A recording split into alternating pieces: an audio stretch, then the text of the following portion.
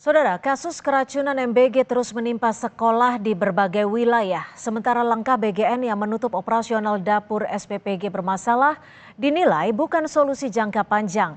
Lalu apa bentuk tanggung jawab BGN yang sifatnya komprehensif? Kita bahas bersama anggota Komisi 9 fraksi PD Perjuangan Edi Wuryanto. Selamat sore Pak Edi, terima kasih sudah bergabung bersama kami di Kompas Petang. Selamat sore Mbak Cynthia, Ya sehat Pak Edi, selalu. Anda tadi Ya, mengikuti raker bersama BGN. Apa saja yang disinggung oleh BGN dan poin-poin penting apa yang dilaporkan?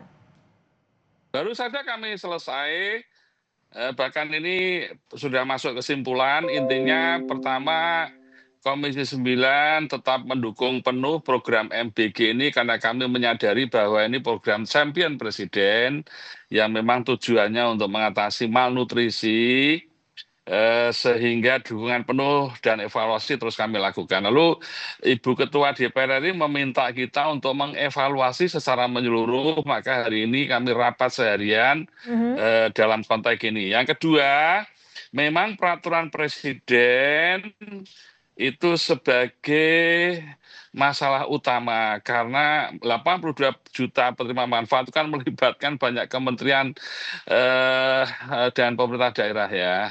Sehingga kami mendesak peraturan presidennya segera keluar, lalu tata kelola dan sistemnya itu bisa kita lihat dari peraturan presiden itu, pemerintah BGN melakukan apa, Kemenkes melakukan apa, BPOM melakukan apa, Kementerian BKKBN melakukan apa, Ya, pemerintah provinsi apa, pemerintah daerahnya apa, jelas diatur di dalam peraturan presiden itu. Nah, yang ketiga, memang kami fokus untuk memperbaiki standar kesehatan dan keselamatan pangan. ya. Ini syarat mutlak tidak boleh ditawar karena ini menyangkut keselamatan rakyat dan kami meminta BGN untuk melakukan komunikasi publik dengan baik karena ini menangkut citra pemerintah dan citra presiden.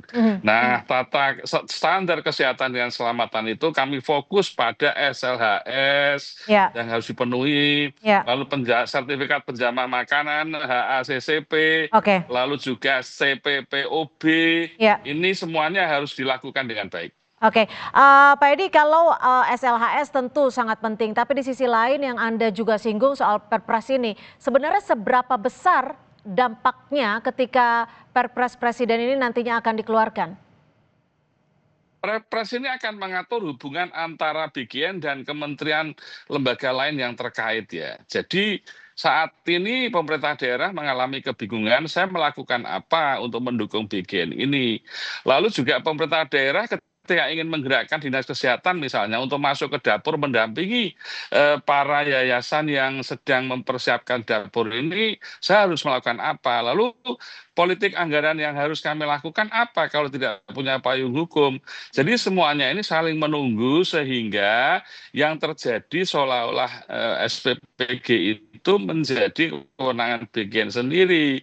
Ini kan butuh pengaturan. Karena itu Perpres menjadi penting. Dan saya kira sekarang tadi kami masih melihat antara Kemenkes dan BPOM soal SLHS, soal HCCP, soal penjamah makanan, apalagi sampai CPPOB. Ini antara BPOM, Kemenkes dengan BGN tampaknya belum sinkron betul. Maka kami hari ini harus memastikan peran BPOM apa, peran Kemenkes apa, yang intinya adalah standar kesehatan dan keselamatan pangan itu berjalan dengan baik. Nah, Oke, ini bentuk evaluasi menyeluruh ya. dari DPR terhadap tata kelola BGN ini. Pak Edi, mengenai data jumlah korban keracunan MBG nih, apakah ini juga menjadi hal yang bisa dikatakan patut disoroti dan juga serius disikapi oleh Komisi 9? Pasti, karena dibanding dengan negara lain, data di Indonesia itu jauh lebih tinggi. Mhm. Karena itu kita harus mengkorelasikan itu dengan standar kesehatan keselamatan pangan yang dilakukan oleh SPPG. Semakin standarnya dipenuhi, pasti soal keracunan itu pasti akan turun, ya kan? Kalau standarnya diabaikan, pasti akan meningkat. Ini berkorelasi linier, sehingga menurut saya Ya, soal keracunan yang meningkat ini berkorelasi. Nah, oke. tentu kami harus menyampaikan kepada BGN komunikasi publiknya yang baik. Oke, Karena begini loh, bahwa ini kan soal keselamatan kan, jadi betul. nggak boleh itu statistik. Ya. Yang harus kita lakukan adalah bagaimana kita berkomunikasi dengan baik, lalu perbaikan pada tata Nah, kelola bicara di soal perbaikan nih SPPG. Pak Edi, apa saja evaluasi yang bisa dilakukan dan apakah salah satu solusinya untuk menghentikan sementara? Jikapun tidak, apa solusinya? Mekanisme kontrol silang. Jadi BGN kan memiliki monitoring evaluasi internal tuh. Dia punya instrumen untuk melalui SPPE untuk mengatakan ini dapur layak operasional atau tidak. Itu kan oleh BGN sendiri. Tapi kontrol silang juga harus dilakukan oleh Kemenkes dan BPOM dong. Sebagai lembaga di luar BGN yang menilai Hmm. dengan instrumen mereka layak atau tidak.